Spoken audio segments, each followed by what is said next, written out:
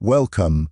Tonight's story takes us deep into 1856 Tennessee, where a plantation hid a secret so disturbing it was buried underground, literally. What you're about to hear isn't folklore or rumor. It's pieced together from court fragments, personal letters, and plantation records that took serious time to cross, check, and verify. Before we begin, tell me where you're watching from. And if you value true historical stories that demand real research and careful fact-finding, make sure you subscribe. Because uncovering truths like this doesn't come easy, and they deserve to be told right. In the rolling countryside of Tennessee in 1856, there stood a plantation that, on the surface, looked no different from dozens of others scattered across the region.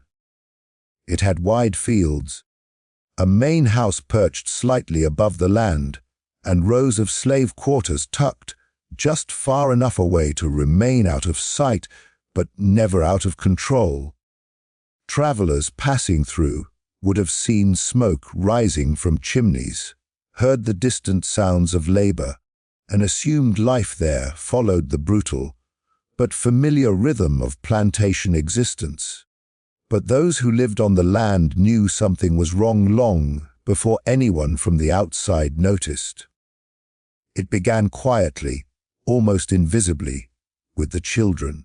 At first, it was subtle. A child who used to carry water buckets no longer appeared at dawn. Another who worked in the kitchens was suddenly sent away, according to the overseer. No explanation was ever the same. Sometimes the excuse was illness. Other times it was punishment or a claim that the child had been sold. But among the enslaved families, a troubling pattern emerged.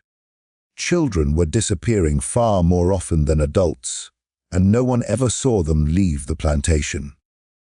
There were no wagons, no chains, no auctions witnessed down the road. They were simply gone.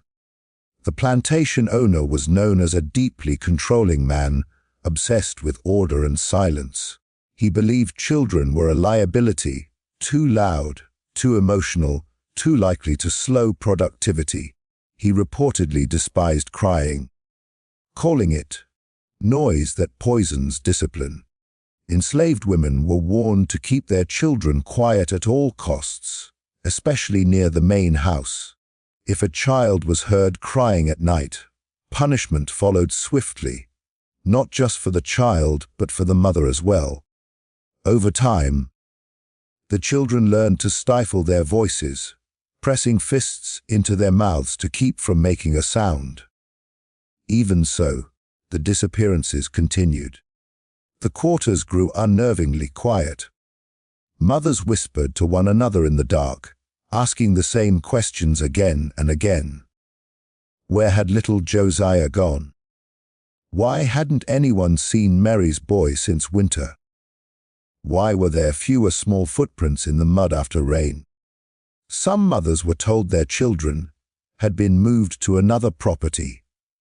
But when relatives asked around, no neighboring plantation had seen them. Others were warned not to ask questions at all. One woman who pressed too hard was publicly beaten and accused of spreading lies. After that, fear sealed most mouths shut. What made the situation even more disturbing was that the plantation did not appear short of labor. In fact, the owner began boasting to visitors about his efficiency, claiming he had solved the problem of idle dependence. He spoke proudly of maintaining control and order, especially over the young. To outsiders, it sounded like cruel arrogance. To those who lived there, it sounded like a threat. Children were no longer seen playing in the dirt or sitting near their mothers during brief moments of rest. They were nowhere, in the fields, the kitchens, or the cabins. It was as if childhood itself had been erased from the land. At night, strange sounds were reported, low thuds beneath the earth. muffled cries that seemed to come from nowhere and everywhere at once. Some thought it was animals burrowing. Others believed it was their imagination, sharpened by grief and fear. But a few older men, who had worked the land long enough to know its natural sounds, were certain of one thing. The noises did not come from above ground. They came from below. There was an area near the main house where the soil always looked disturbed. Yet nothing was ever planted there. The ground would sink slightly after heavy rain, forming shallow depressions that no one could explain. Overseers warned everyone to stay away from that section of land, claiming it was unstable.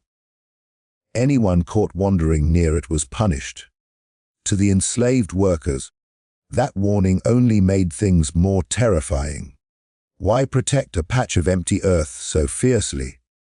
The plantation owner's behavior grew more erratic as time passed. He was often seen pacing late at night, lantern in hand, disappearing behind the house toward that forbidden area. He began keeping detailed lists, not of crops or tools, but of children, names, ages, and notes written in sharp, angry script. After a child vanished, their name would be crossed out. No date of sale, no transfer, just a line through their existence. By the summer of 1856, the number of missing children could no longer be ignored. Entire families were hollowed out by loss. Mothers worked in silence, their faces drained of expression, as if showing emotion might cause the earth itself to open and swallow what little they had left. The plantation, once loud with forced labor and human suffering, took on a different kind of horror, one defined by absence. The absence of laughter, the absence of small voices, the absence of hope. This was the beginning of the nightmare, before anyone from the outside intervened, before records hinted at what lay beneath the ground. To the world beyond the plantation, nothing seemed amiss. But within its boundaries, people lived with the growing certainty that the children had not been sold, had not been moved, and had not escaped. They were still there, somewhere beneath their feet. And whatever was hidden underground was about to become impossible to conceal. What no one outside the plantation understood was that the disappearances weren't random, and they weren't the result of sale or disease. They were part of a space that had been deliberately created, hidden in plain sight, and protected by fear. Beneath the plantation, just beyond the foundation of the main house, there existed an underground structure that few ever saw, and even fewer survived long enough to speak about. It wasn't a cellar, and it wasn't a storm shelter. It was something far more intentional, a place designed to erase sound, light, and eventually, memory. The entrance was concealed behind a heavy wooden hatch covered with dirt and straw, positioned near an unused storage shed. From above, it looked like nothing more than uneven ground. Only the plantation owner and one trusted overseer knew how to open it properly. When lifted, the smell was the first thing that escaped, damp earth mixed with rot and human waste. The ladder leading down was narrow and steep, worn smooth by repeated use. Each rung creaked softly, a sound that echoed far too loudly in the silence below. The underground space itself was larger than anyone would have expected. Dug directly into clay, rich soil, it was reinforced with rough timber beams scavenged from old structures. The walls were uneven and constantly damp, seeping moisture that pooled on the dirt floor. There were no windows, no ventilation beyond a narrow air shaft that barely allowed enough oxygen to keep people alive. The darkness was absolute. Once the hatch closed, there was no sense of time, only cold hunger and fear. This was where the children were taken. They were brought down in silence, often at night, sometimes blindfolded, sometimes carried while asleep. Crying was punished immediately. The plantation owner believed sound was the enemy, proof of disorder, weakness, and defiance. Underground sound behaved differently. Even a whisper traveled, bouncing off the packed earth, magnified and distorted. To prevent this, the children were warned that any noise would bring pain. Over time, they learned to stay silent, even when terrified, even when sick. The space was divided crudely, not with walls but with chains fixed into the beams.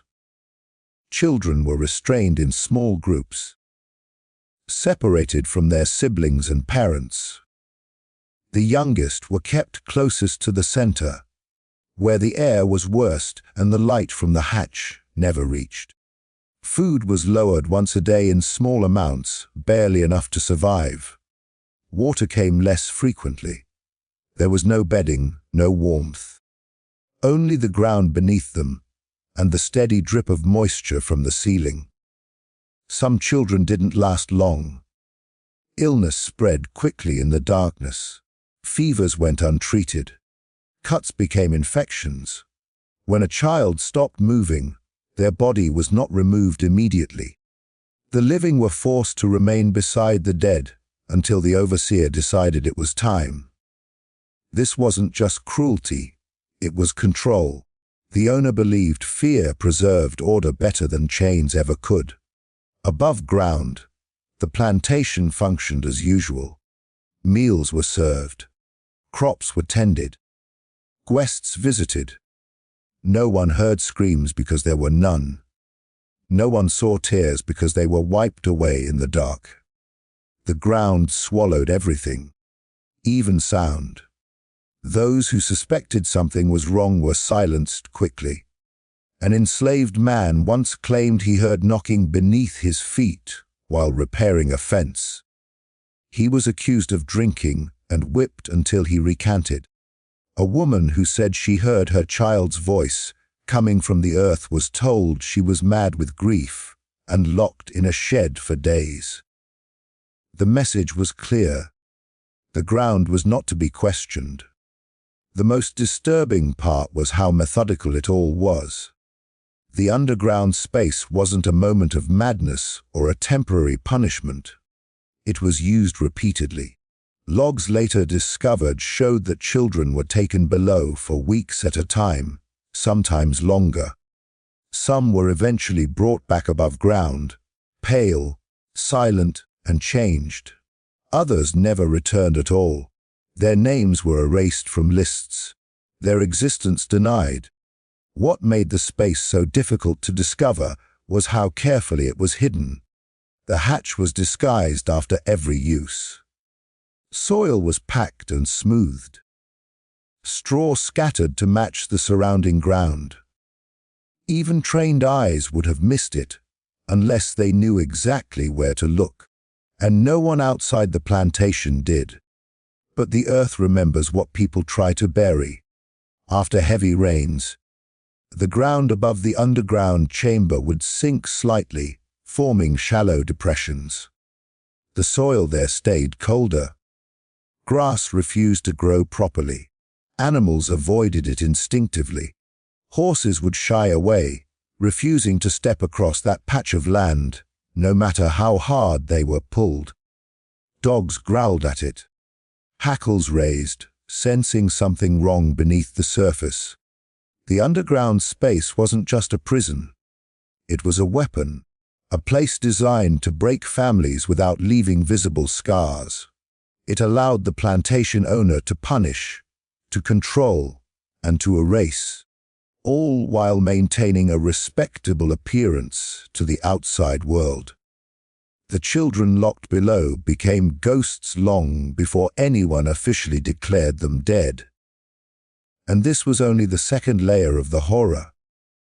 Because once the space was finally discovered, what was found inside would prove that the underground chamber was not simply a place of confinement.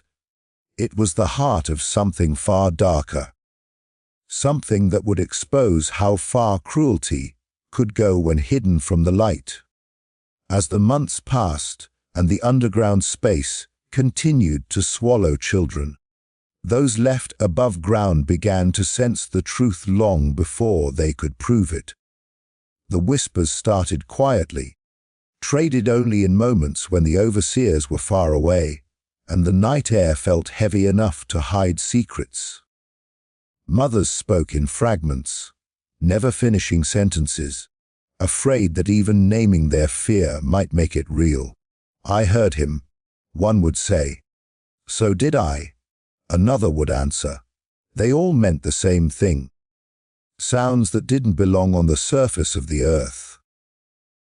It usually happened at night, when the plantation was at its quietest, long after the lamps in the main house were extinguished, when the fields lay still and even the insects seemed to hush. A faint noise would drift through the quarters. It wasn't loud enough to identify clearly, and that was what made it so terrifying.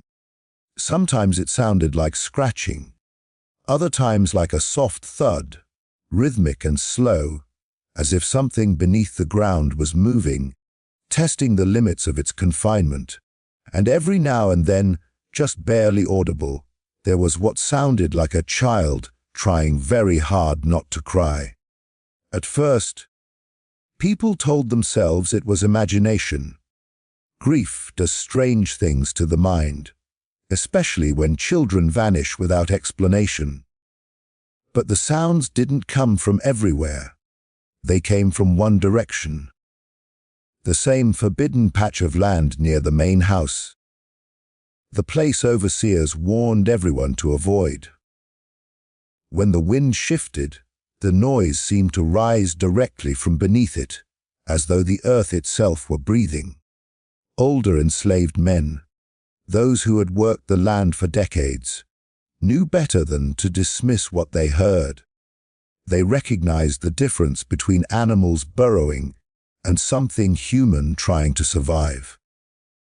One man said the ground sounded hollow there, like a drum struck softly from below. Another swore he felt vibrations through his feet while hauling water nearby, faint but deliberate, as if someone were knocking in a language made of desperation. Mothers began pressing their ears to the ground when no one was watching. They did it at dawn, at dusk, in the dead of night. They prayed they were wrong. They prayed they were losing their minds. But sometimes, not always, just enough to destroy hope. They heard it. A muffled sob, a weak call, a sound that stopped the moment they reacted, as if whoever made it knew silence was the only way to stay alive. Fear spread faster than certainty. People started avoiding that part of the plantation altogether. Paths shifted. Work slowed. Children who remained above ground were kept close, warned not to wander, not to ask questions, not to cry. Crying had become dangerous. Everyone knew it. Crying meant attention. Crying meant punishment. Crying meant disappearance. One night, a young boy still living in the quarters woke his mother screaming, insisting his sister was calling him from under the floor. She clamped a hand over his mouth before the sound could travel. The next morning, she was questioned by an overseer who claimed someone had heard noise in the night. She denied everything. That evening, she was forced to scrub floors until her hands bled, a reminder of what happened to those who imagined things. But not everyone stayed silent.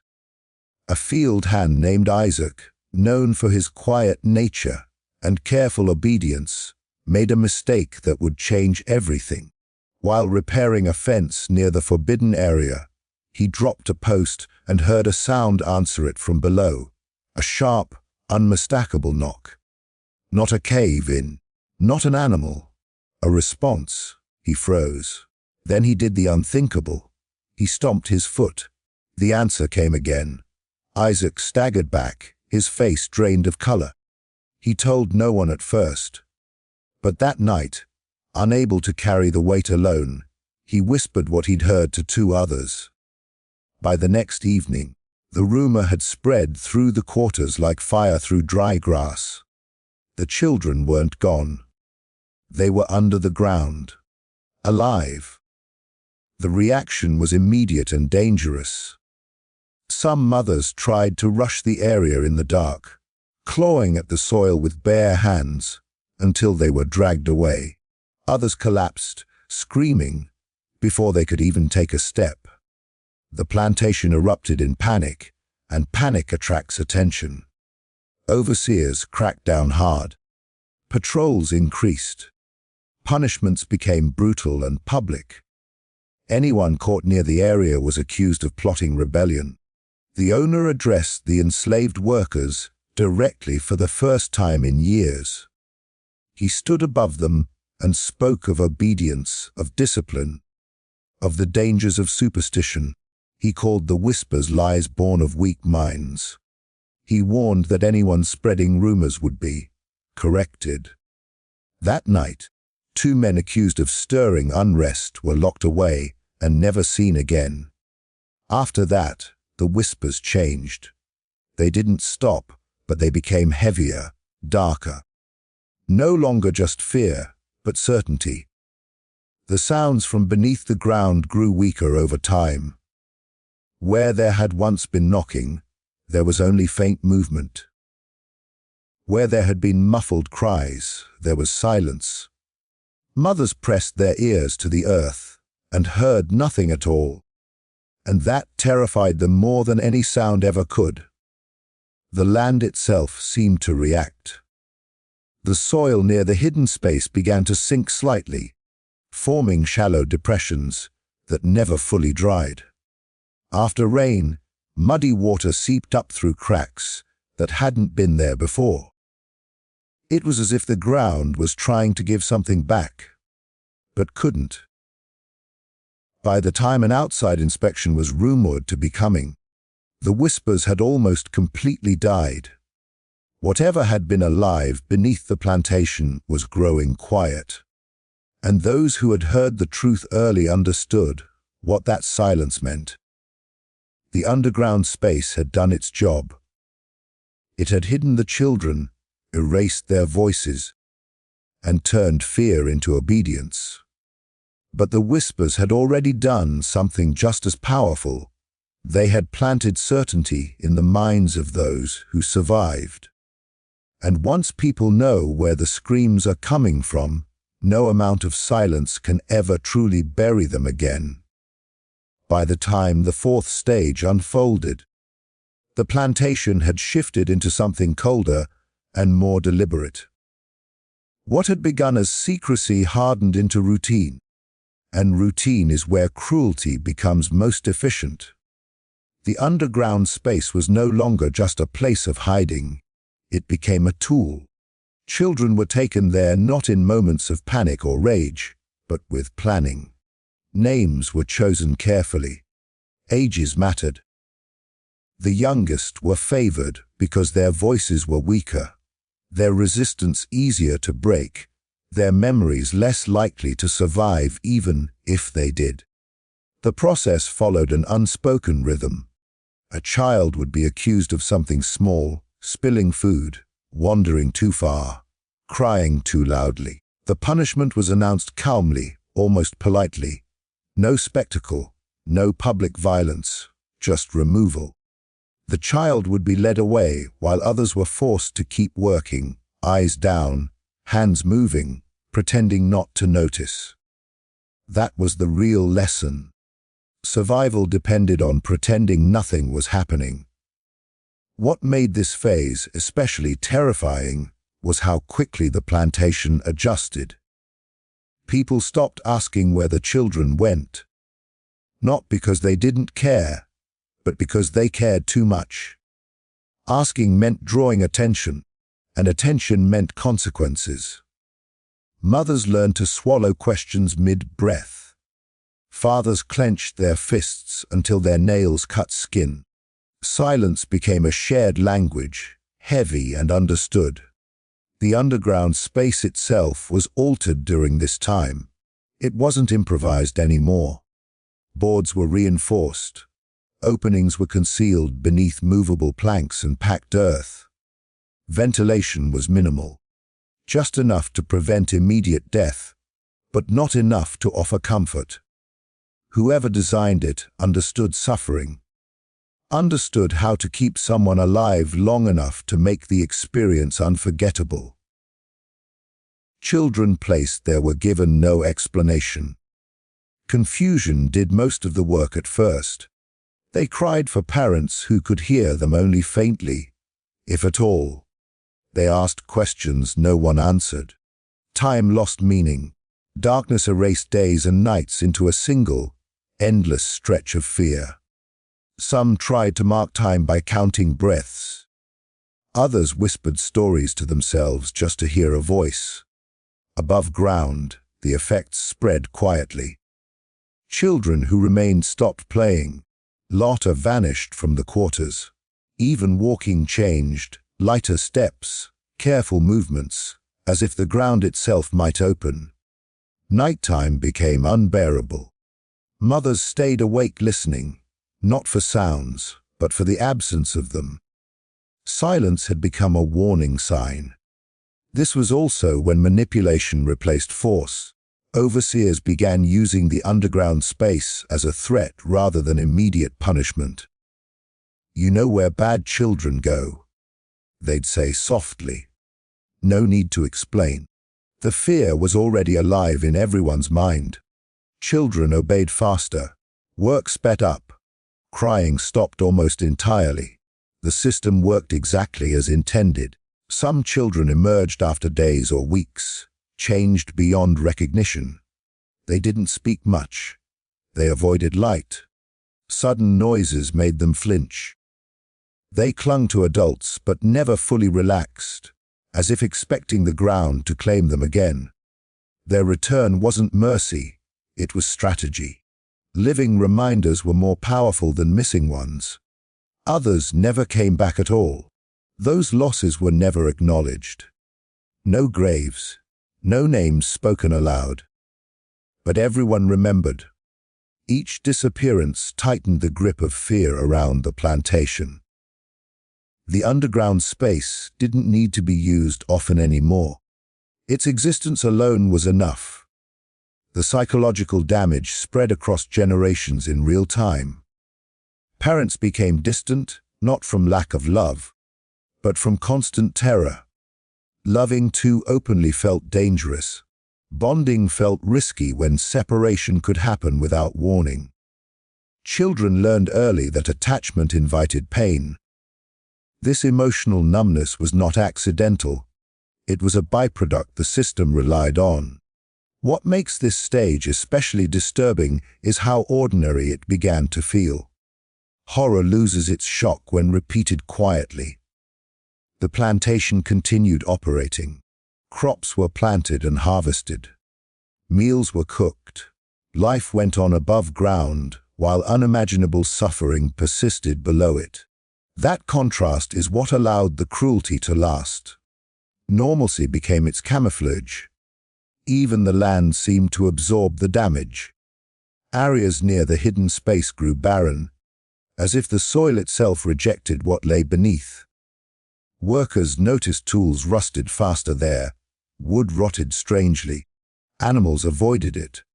Superstitions formed, but no one dared connect them openly to the children. Naming the truth still felt too dangerous. By the end of this phase, the underground space had achieved its purpose completely. It no longer needed screams or resistance. Fear had settled into the bones of everyone who lived there. Control was no longer enforced daily. It was internalized. People obeyed not because they were watched, but because they remembered. And that is the most chilling part of all. The underground space didn't just punish children, it reshaped the behavior of an entire plantation. It taught silence, erased protest, and turned survival into submission.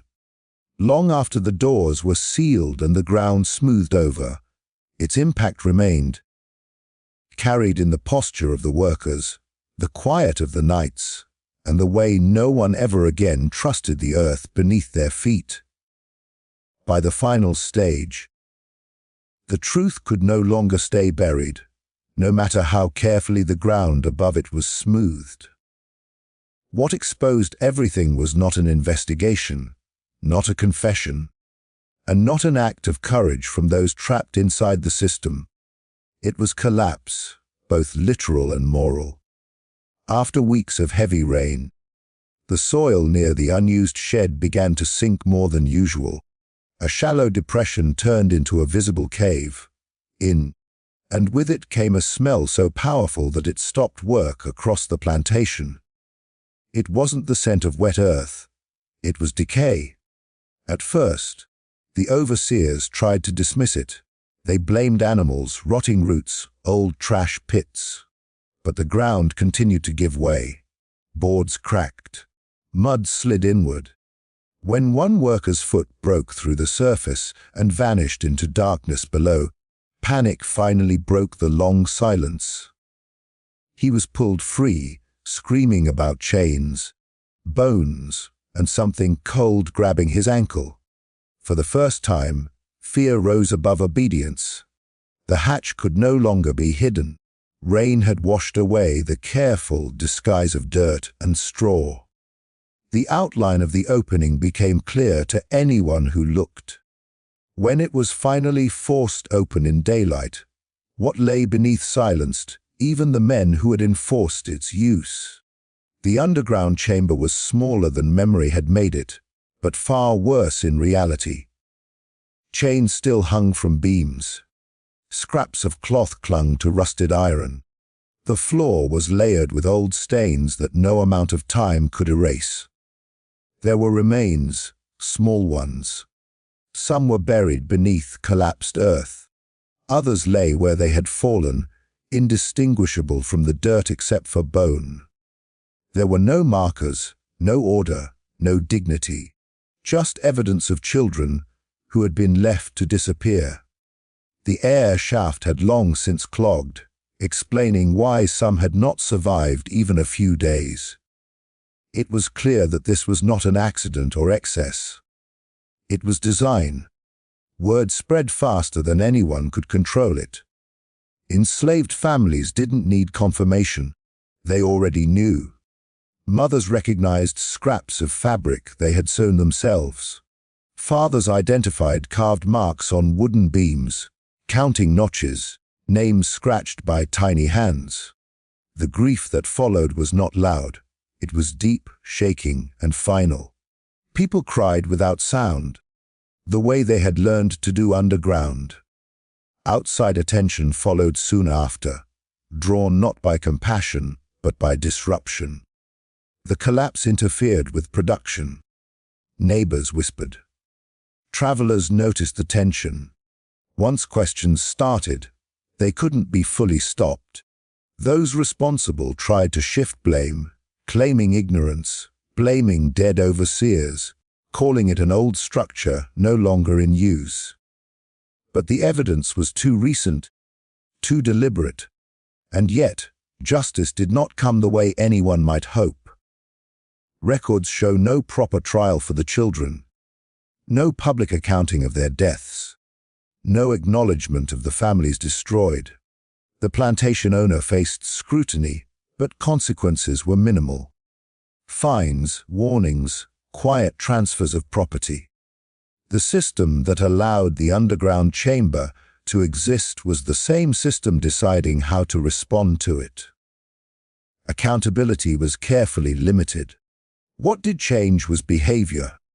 The underground space was sealed permanently, not out of remorse, but out of fear of discovery. Dirt was packed. Timber burned. The shed was torn down. The ground was flattened as if trying to erase not just the structure, but the memory. But memory doesn't work that way. For those who survived, The damage was lifelong.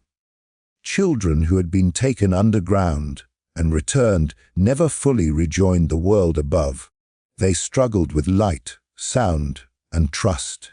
Many grew into adults who avoided enclosed spaces, who startled at footsteps, who woke screaming from dreams they couldn't explain. Parents carried guilt that had no solution, guilt for surviving, for not protecting, for staying silent when silence was forced upon them. Even after the plantation changed hands, the land retained its reputation. New workers refused to sleep near the former site. Tools left there went missing. Animals avoided it. Stories spread quietly, passed from one generation to the next, stripped of details but heavy with warning. Don't go there, elders would say.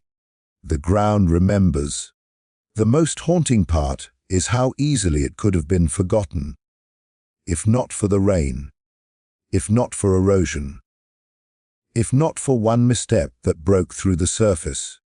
The children did not die in a dramatic revolt or a public execution.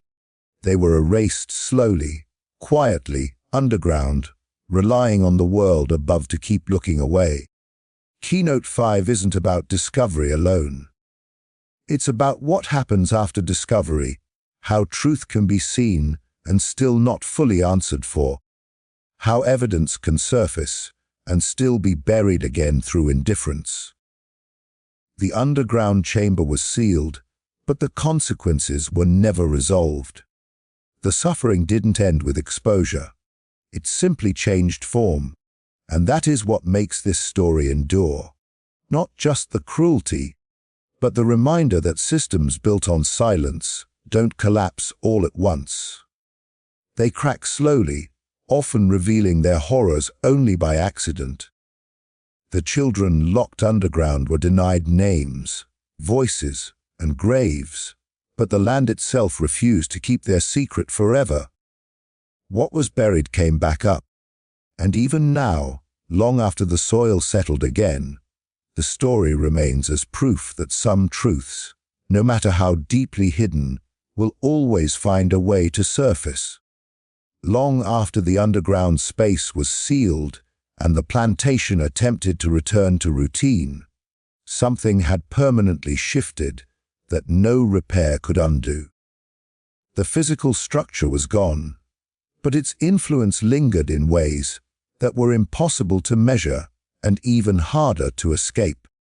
The people who lived through it carried the experience inside them, shaping how they spoke, how they loved, and how they survived.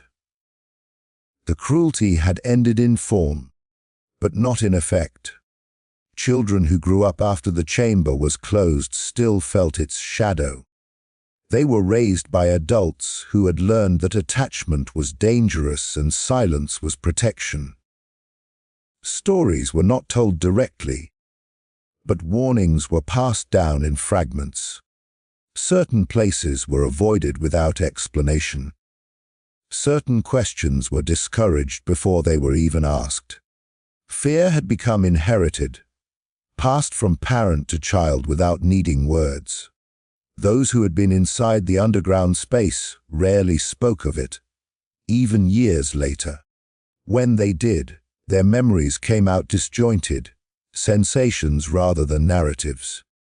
The smell of wet earth, the sound of breathing in the dark, the way time seemed to stretch until it stopped meaning anything at all. Many couldn't remember how long they had been there, only that it felt endless. Their trauma didn't fit neatly into stories, which made it easier for others to ignore. Some survivors struggled to function in ordinary life. Enclosed spaces triggered panic. Darkness brought back the feeling of being trapped. Sudden silence felt threatening rather than peaceful. These reactions were often dismissed as weakness or stubbornness, never recognized as the scars of deliberate abuse. There was no language for trauma, and certainly no space for healing. Families were permanently altered. Parents who had lost children underground carried grief that never found release. There were no funerals, no graves, no acknowledgement of loss. Mourning had to be done quietly, internally, often alone. That kind of grief doesn't fade, it hardens. It changes how people see the world, making hope feel risky and joy feel temporary. The plantation itself gained a reputation that followed it for decades. Even after ownership changed, workers spoke of it in hushed tones. People claimed to hear sounds at night, knocking, crying, movement beneath the ground. Whether real or imagined, those stories kept the truth alive in ways official records never did. Folklore became a substitute for justice, preserving memory when law and history refused to. Visitors noticed something was wrong, even if they couldn't name it. The land felt heavy. Certain areas seemed colder, quieter. Crops near the former underground site never grew properly. Animals behaved strangely, refusing to graze or rest there. These details fed rumors, but they also reflected a deeper reality. The environment itself had been shaped by prolonged suffering. What's most unsettling is how close the plantation came to erasing everything completely. If the collapse hadn't happened, if the rain had come differently, if one step hadn't broken through the surface, the underground chamber might never have been discovered at all. The children would have vanished without evidence. The system would have continued uninterrupted. History would have remained clean on paper and filthy beneath the ground. Even after exposure, the lack of accountability sent a powerful message. It told survivors that their pain was acknowledged only insofar as it disrupted productivity. It told future generations that cruelty could be hidden, uncovered, and still largely forgiven. That message didn't stay confined to one plantation. It echoed across an entire society built on exploitation. Yet, despite all efforts to suppress it, the truth endured. Not in court records or official reports, but in memory, in the way elders warned children, in the way people flinched at certain sounds, in the way no one ever stood comfortably on that patch of land again. Memory became resistance, even when spoken softly. Keynote 6 is about that endurance, about how harm doesn't end when the door is sealed or the ground smoothed over. It continues through behavior, through fear, through silence passed down like an inheritance. The underground space succeeded in controlling bodies for a time, but it failed to erase what it created. Because even when justice doesn't arrive, even when names are lost and graves never marked, stories survive. And those stories, carried forward despite fear and suppression, become the only form of accountability left. The children locked underground were denied everything in life, but they were not denied remembrance. The land tried to bury them. The system tried to forget them. But memory proved stronger than both.